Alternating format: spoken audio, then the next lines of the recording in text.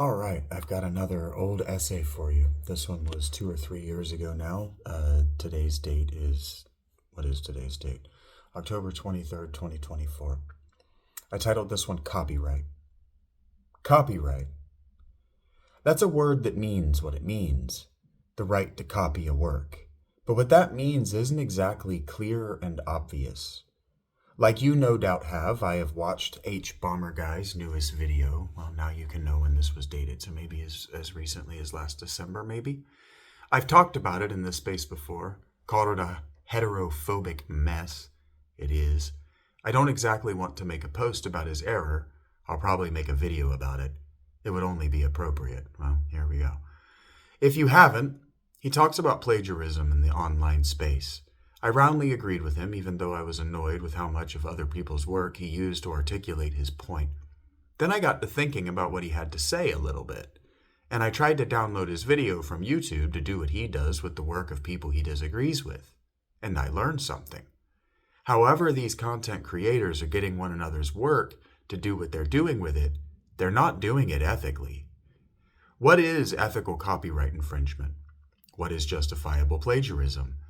I suppose that depends on how serious you are and how seriously you take your work. Or is screen grabbing not unethical on the internet? Only when it's people you want to forget you were duped by? What is that? I don't think anymore that Hbomberguy is a serious person. I don't even think he's particularly smart. That's actually what used to make him an interesting watch. If he's as stupid and unskilled and inexperienced as he is, how can he notice what you seem unable to? That's also why he's entirely irrelevant. Copyright law is law that matters, historically, because the production and printing industries, when it comes to literature, are owned by different kinds of people. Artists typically are not capital-minded people.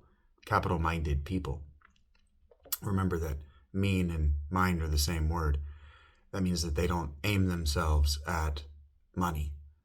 They aren't, to use a meaningless word, capitalistic. Artists want to make art, like thinkers want to think, and plumbers want to plumb, and Philaletea want to speak the truth. Publishers tend to be the exact opposite sorts of people. When we were dealing with printed presses and manually having to set the typeface, the pages, having to bind everything by hand, the people doing all of that were artists, not capitalists. One of the big investors in printing presses in the United States, and somebody who lost all of his money, was Mark Twain. The owners of the machinery they used and the people who made the decisions about what would be copied on them are not people who are interested in the art or the culture. They aren't, no matter what they think of themselves, tastemakers like Roman emperors. As such, they weren't exactly scrupulous. They were far from upright. They were opportunistic thieves. Legislating who has the right to copy what and charge what price for what they've copied is important. Understanding what is a copy and what is the genuine article is important. Knowing what's a sellout and what's not is important. It's a fundamental and necessary skill for a human being in the 21st century. Everyone everywhere is trying to deceive you. I can't claim I'm not trying to deceive you. I want you to believe I'm a serious person. I'm not. I'm a laughing Buddha, as you should already well know. Hbomberguy and video essayists like him want you to believe they are true documentarians. They want you to believe, in their ignorance, that documentary film has a barrier of entry low enough for their videos to get over. They need you to believe they have an idiosyncratic vantage over the culture from which to comment back on it. But Plato and Aristotle made it very clear about who was allowed to look at their culture and have definitive comments about it. Experts. And even among experts, criticism is only valid when it comes from an expert in their field. That's why I need to deceive you that I have enough expertise to comment on what I see. I'm not sure I do, but I know for a fact I see better and further than you and those in your culture who would make a claim at thrusting a torch at the night. And that goes to the world. Not just white people, not just black people, not just whatever. You want to step up to me, I guarantee you I know more about your history, unless you're in Central or Southern Africa. But Plato and Aristotle made it very clear, of what is Hbomberguy an expert? He doesn't even edit his own videos anymore. He can't even make them in under a calendar year. He's not in a high-pressure factory system. The people he criticized, they make the choices they make. You have made the choices you have made.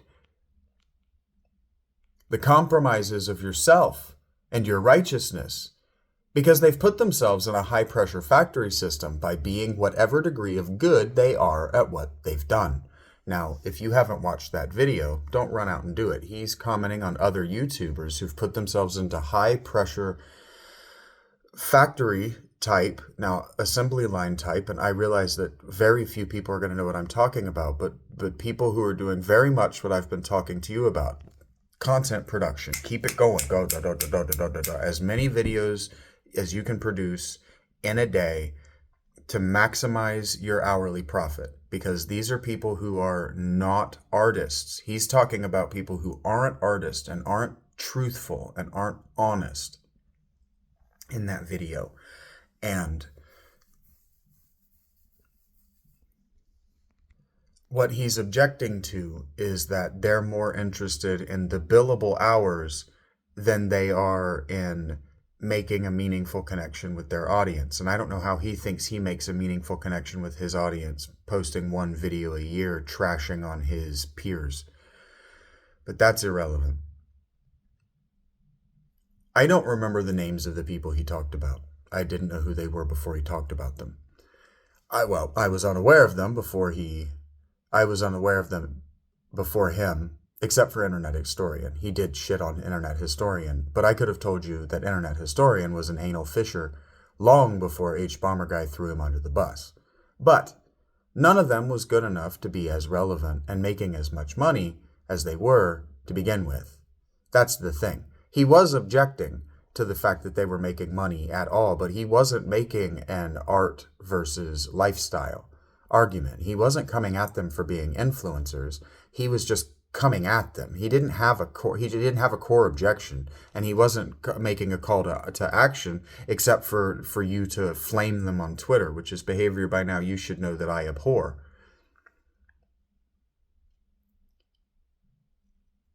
I'm going to read that last part because my sentences tend to not run together, but they tend to rhyme. None of them was good enough to be as relevant and making as much money as they were to begin with. Allegations and factual plagiarism are actually irrelevant. The problem is that you and they both are uncultured chuckle fucks. The problem is that you and they both think scholarship is a game chuckle fucks can play at for likes. I did not graduate from university, but I can look around my culture and see the publish or perish ethos everywhere. You aren't given an education in university, most certainly not in a public university. Hell no. Educating you is impossible. There's too much to master, and you're just too dumb. I'm sorry, but it's true. I'm too dumb, and I know you're less capable at learning than I am because we've talked about this. What they give you is a particular set of skills, the skills necessary to quickly regurgitate what a pre-built audience wants you to say back to them. Watch any isolated YouTube video essay, then watch any 10 by any 10 YouTubers, and if you're paying attention, you'll notice that they all use the same format, a freshman history paper. The people who are standing up in our culture and saying they know where we are headed and where we should be headed, who are prophesying, in other words, and how to course correct, they actually aren't saying any of those things. Hbomberguy isn't alone by pointing out a problem and then realizing he's a part of it, then ending his videos with a virtue-signaling ending in hopes you won't notice their hypocrisy. That's called being a good fundraiser. But fundraising, and here I'm going to cut in and I'm actually going to say something. I already told you, he doesn't give you an actual call to action except for to behave in heinous ways toward other human beings because he's too immature, too young, too inexperienced, and frankly too stupid to know better.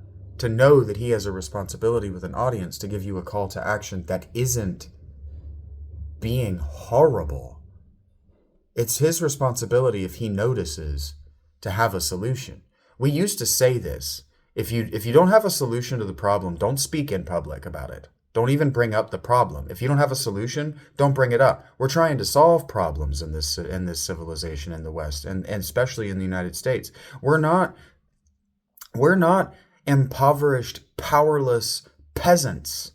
Now, I know that he's British, and in that way he can eat my dick, because if his people remain impoverished, powerless peasants, it's because they don't use their House of Commons the way that it was designed to be used. So if they have a multi-tier policing system, it's because they sat back and jerked off instead of voting. That's not my fucking problem. The American government has been ruined by fundraising. What else can we destroy by profiteering off it? So if I want to engage my peers and contemporaries, how am I supposed to do it? Stealing their videos because it's more expedient to play minute after minute of another person's work? Fair use be damned? Is just stealing. It doesn't matter if you can make an argument that you're a Robin Hood of the video essay Sherwood Forest. The internet isn't an overgrown forest anymore. I didn't call it Sherwood Forest, so I wouldn't have forest twice. And so I wouldn't use solitudinous in this work. I'm trying to, at this point in my life, I was trying not to use magic words I knew you didn't know. And you most certainly are no Robin Hood, whether you're the person watching this or you're Hbomberguy. I'm not Robin Hood. There will be no wealth redistribution in our lifetimes. You might be a man in tights, however. So who then do you think are the Prince John and Sheriff of Nottingham? What it comes down to is doing things the hard way, doing them the right way. My therapist reminds me every week that the hard way is always the right way. Skipping steps, cheating, stealing, these are all acts of evil. They don't just hurt the person you're cutting in line ahead of, that you're ripping off, that you're robbing. They hurt you. You miss out on opportunities for personal growth, and you put yourself in a position for catastrophic failure when you step outside where you should be. It's not hard to blame journalists and journalism. We look at journalists, non-journalists, and we think what they're doing is easy. They're just collecting data and presenting it in a way that is informative. And usually they're doing it to expose some wider social injustice. This seems like the fourth pillar of state. This seems like a necessary good in any society. But what do journalists really do? What are they really like? Read their books. Fuck their articles. And I mean that literally. They're so short now, so dearthed with information. There is no learning from them. There certainly is no meaningful social commentary happening when they write. Again, because of the industry, because of the capitalists. So long as profiteers control the publishing houses, your education is impossible. So long as they fund the public schools, your education is impossible. So long as your education is impossible, your perfection is impossible. People like Hbomberguy and Dan Carlin, like Jenny Nicholson and Lindsay Ellis, and all the people in their categories of their ilks, these people are dams built upon glacial lakes, and they always fail. I'm thinking of the one who talked about the economy, and now she's a radical lesbian catgirl communist or something. Yeah, she's a blockage in your spiritual colon. I've talked to you about progress stoppers. They're progress stoppers. They're the butt plug of progress. Worse than that, though, because, they feel nice to watch, but what are they really doing? They're stopping you from taking a healthy shit. Worse than that, though, because you could argue that a glacial flood can be a good thing so long as you reserve the right to be empathetic toward only motile life and not plant life, is the fact that they are impediments to your perfection. They are intentionally putting weight on your heart, making it heavier than the feather you will be judged against. And in that way, they are the worst sorts of murderers. They are taking your afterlife from you. They are taking your choices from you. By appearing to have virtue in destroying others, they make righteous destruction an act not of virtue, but of vice. And the vengeance they wreak against those who hoodwinked them, they hoodwink you. It works like this. It's very simple. There's only one way it can work. A public figure is duped by a conman. The public figure has to make the conman the ultimate evil, because if he doesn't, you will look at the public figure twice, as maybe someone whom you shouldn't be modeling yourself after. If they only noticed at the same time the evil went public, that a public figure they were modeling themselves after is evil, doesn't that make them just as gullible and stupid as everyone else? Doesn't that make you as gullible and stupid as everyone else, Hbomberguy? Because I can't figure out how it doesn't. These people are standing between you and the kingdom of heaven. They are standing between you and a future that makes sense by telling you that good enough is good enough, so long as you're the one who's good enough. But again, I ask, as I find myself doing every day now, when good enough is good enough? Is good enough good enough? I don't think it is. Good enough is a lowering of the standard, when what we need to be doing is raising the standards. We have been, for the last 50 years, this world, lowering the standards, lowering the barriers to entry, removing the gates that keep the unqualified from the things that actually matter, removing the reading and writing and arithmetic standards so black kids are allowed to graduate school. And it's not like black people can't read or write or do math. They can do just as well as anyone at anything because they're human. It was a black man who brought Catholicism to England, after all. No, they just don't have to. Complain about the standard in a modern democratic republic will remove it. It's cheaper that way. They don't have to spend money on good teachers that way. People like Hbomberguy would never have been allowed near anything of any importance as recently as 50 years ago. But now, because of the internet, because he's just like me, because of democracy and the democratization process, but also because of industrialization and automation, the barriers for entry and the obstacles to success are as easily navigated as they've ever been. That's great if what you want to do is profiteer off the ignorance of some idiot you'll never know. It's not great if you want to find meaning in your wider culture. And it's especially not great if you want to set yourself up for a pleasant afterlife. Thank you for listening. I have to get out of this library now. You have a good day. And, you really need to check out my dizzying array with John, because Jesus said all of this. I didn't know Jesus said all of this, but all of this, before I said it, Jesus said it. I wrote most of my prophetic work before I had read the scriptures, so I would know if I was blowing smoke up your ass about my message. And I'm going to tell you right now, all of this that I'm going to go back and read to you was before I'd read any scripture, and I got it. I fucking nailed it. So we're going to do that together. Thank you for watching. See you next time.